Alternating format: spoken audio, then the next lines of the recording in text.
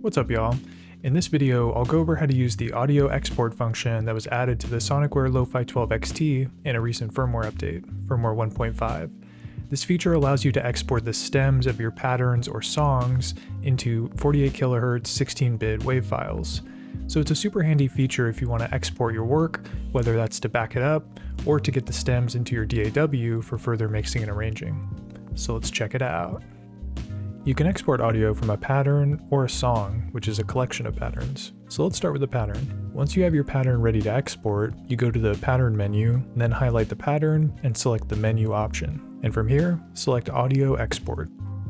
You can export a mixdown of all tracks in a single WAV file, or individual tracks, which will create separate WAV files for each track. The individual tracks option is good for dropping the stems into your DAW for further arranging. So let's do that. And then a new menu will open where you can select which tracks you want to export. I actually have track 8 muted on this pattern, so I'm only going to export tracks 1 through 7. And then I'll press OK with the right auxiliary button. Once it's done processing, the exported files are saved on the SD card. So let's switch to card reader mode and check them out. From the system menu, scroll to card and select card reader mode. So now the Lofi-12 XT appears as a USB drive on my computer. From the root folder, I'll open the Lofi-12 XT folder and then head to Audio Export. And there should be a folder for your project name, and then the name of the pattern. Then there's the stems folder, which has all the exported tracks. So I'll drop these into my DAW and extend the length of some of the tracks so everything is 4 bars long.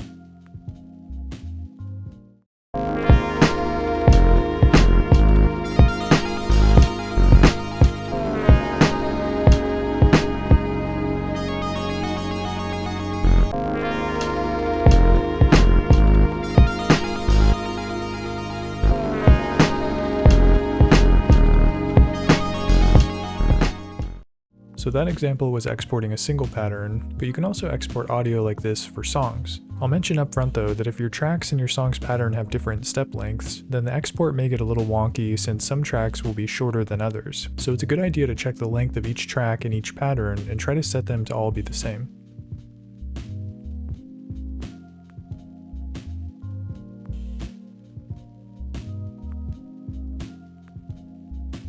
Okay, back to song mode. So you can access the song menu by holding function and then pressing the copy button. And I'll create a quick song in the song 1 slot using a few patterns I made.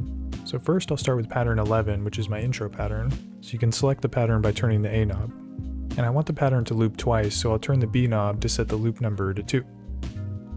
And then I'll add the next pattern by pressing the right auxiliary button and selecting insert. The next pattern is pattern 12, which is the main pattern, and I also want it to loop twice. And after that I want to add a bridge pattern where the sample chops have a low pass filter on them and a few additional melodic layers come in. So that one is pattern 13, which I'll have only loop once. And last I'll add one more pattern which has the sample chops without the filter and the extra melodic layers unmuted. And this one is pattern 14, and it should only loop once as well. So back on the main song page, I'll highlight the song and press menu, and I'll select audio export, and then select all the tracks and start the process. And fair warning, it can take a few minutes or more depending on the length of your patterns. So back in card reader mode, we'll follow the same path for the pattern export, except now there's a song folder, and then from there I'll open the stems folder and drop these into the DAW.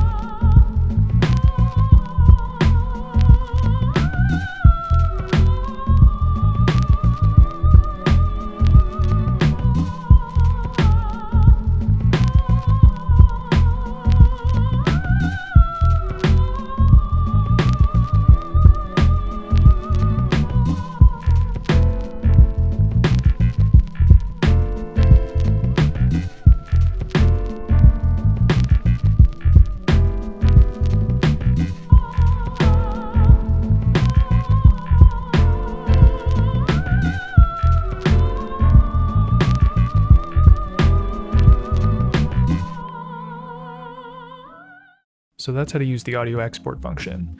This feature makes it super easy to bounce your work to a DAW, and it's nice that they have the option to export as a mixdown if you just want a stereo recording of the entire pattern or beat. Really, the main thing to be aware of is to make sure your tracks have the same number of steps if you're exporting a song. And that does it for this video. Thanks for watching. See you next time.